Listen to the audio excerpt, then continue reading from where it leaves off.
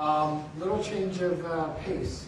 I've been tasked to talk about magnetic resonance imaging as one of several tools that are being discussed to allow us to glean some of this kind of important physiological information, but especially in vivo and in particular in humans, and then to describe kind of opportunity for physics. And I just kind of put that in quote because a lot of what I talk about is not necessarily physics in the sense of string theory or general relativity, but is a kind of quantitative science. And it's not as if say biologists don't do quantitative science as well. So okay, so when we think of MRIs, we tend to think of beautiful pictures like this. A lot of what I'm going to show you is related to the brain, because that's where we get our work, and even my cancer work would be brain cancer, which on the one hand is a little bit of an unusual choice for a meeting focused on metastases, because primary brain tumors don't metastasize. However, they do infiltrate into a normal tissue, well away from the body of the tumor. So I suspect that many of the underlying biological processes, they migrate, you'll see. Many of the biological processes are the same. And many of the tools that we use to study the brain can, of course, be applied to any tool for the body. So when we think of MR, we tend to think of beautiful pictures like this one, which give us tremendous anatomical detail and the ability to see very fine detailed structures. You know, the resolution here is something like 200 to 250, 300 microns in size. So if you wanted to in vivo study small metastases, not single cells of course, but at least small metastases and watch them grow, see how they grow, you at least have a shot at doing it. But what I really rather talk about is kind of a broader variety of techniques. Some of them MR, and then try to draw some connections to the talk that you're going to hear on optical imaging. If I have time, I'll spend a little bit of time talking about positron emission tomography as well. But the different kinds of physiological, metabolic, functional, if you will, broadly defined attributes that you can acquire. MR is a great tool for it. I don't think it's the only tool, however, and it's often the integration of these modalities that's the most interesting. But focusing on MR just for a second, it's the morning kind of inspired me to think about different time scales that we can approach with MR, because they seem to relate to a variety of the different biological processes that we're talking about. Just the imaging itself, a typical MR picture may take several seconds to several minutes. They can be acquired kind of as rapidly as, say, 10 milliseconds. So essentially, just kind of taking pictures gives us some sense, from anywhere from tens of minutes, 0.01 hertz, up maybe kind of pushing 100 hertz in terms of biological processes we can approach just by taking sequential images. But there are a number of other physical and biophysical phenomena that MR can gain access to, which give us the ability to interrogate biophysical processes and, by inference, biochemical or metabolic processes at higher frequencies still. MR types can talk about the standard relaxation times, T1 and T2. These have to do with how the NMR system kind of returns to its equilibrium. The T1 time is about 1 second, and so that gives us an approach to things like water exchange across cells, which occurs on kind of frequency ranges of 1 to 5 hertz, or transport of small molecules within the interstitial space, kind of on the order of tens of seconds to seconds. T2 relaxation time is kind of the fundamental coherence time of the NMR spin system. It's a little faster. It's something on the order of 10 hertz. And it turns out that those are appropriate time frames due to the time constants of molecular diffusion to allow us to, for example, pull out effects related to the microvasculature and be able to interrogate properties of the microvasculature using susceptibility effects predominantly, or even measure molecular self-diffusion, which is a great way to interrogate tissue microstructure. Van der Dien will talk a little bit more about that. We can move higher in frequencies using techniques like so-called spin locking experiments, or T1 row, which kind of move our cells from, say, 10 hertz up to about 10 kilohertz, what I consider kind of intermediate range. This is useful for things like neuronal activation studies, which occur in time frames of milliseconds. Maybe we don't quite know how to do this yet, but we're hoping to. but certainly nanostructural motions, which will also occur kind of in these time frames, are potentially interrogable with these techniques. And then all the way up to actually the Lamar frequency of the NMR experiment. When you do an NMR experiment, you get radio signals back. They typically are in the order of 100 megahertz, strictly proportional to the field strength, but that also allows you to interrogate molecular motions at those frequencies. And all of these things turn out to be valuable. Successful with the laser. Very successful. Yeah, but within certain circumstances, and I'll talk a little bit more about it as we go. I'll give you an example. For example, albumin tumbles at 20 megahertz, and so we could use that phenomenon to interrogate, perhaps quantitatively, albumin concentration in the interstitial space. What about on the DNA model? Well, it hasn't been done yet, so that's a clever thing to do, but something interesting to think about. So let's see. So I'm not going to talk much about this, but I thought it was kind of a cool example based on the things that we've been just talking about, transport of tissues. It turns out if you, say, take a small tumor, I don't know how to stop this at the beginning, you'll see when I click the button, the green will go back to the size the tumor was originally, and then based on the anisotropy of the structure of the tissue, based on water diffusion, we actually fed that in as kind of a prior knowledge in terms of a guess how the tumor would grow over time, with the supposition that the tumors, in this case these gliomas, would tend to grow along the anisotropic fibers of the white matter and less so orthogonal to it. And you can actually see that as it grows over time, and this is a longitudinal study, and then we compared it to the end growth, that early prediction based on the anisotropy of the tissue actually turned out to be a pretty darn good job of the extent of this tumor over time. So perhaps it's possible by interrogating the tissue microstructure to make inference in vivo about how tumors will grow and develop testable models like this one.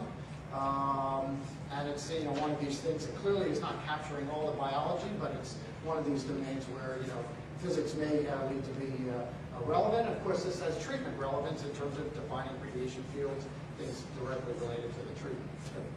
Let's go on. There we go. I'd like to spend a little more time talking about some of the work that one of my colleagues, Greg Sorensen, talks about. He's very interested in tumor angiogenesis and what it implies. The theme that he brings up is that we want to try to be a little more specific about what it is that we're imaging, not just the tumor, but specific physiological and metabolic properties related to some particular biological question. He's focused on GBMs, of course, because glioblastoma multiforme is very aggressive brain tumors. They're essentially disseminated disease, even when you look at them and they seem focal. They spread and probably are already spread throughout the brain by the time you look at them. We don't really understand why the treatments work, or for the most case don't work. The animal models aren't very good, which drives us to doing things in humans. And we have a whole variety of tools that give us different kinds of information about the tumors, and I'll kind of go through some of them. So here's just kind of a simple question.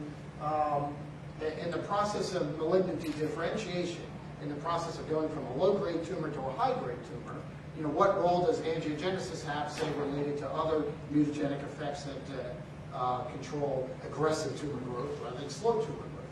So this is actually just a particular case we had. It was a patient.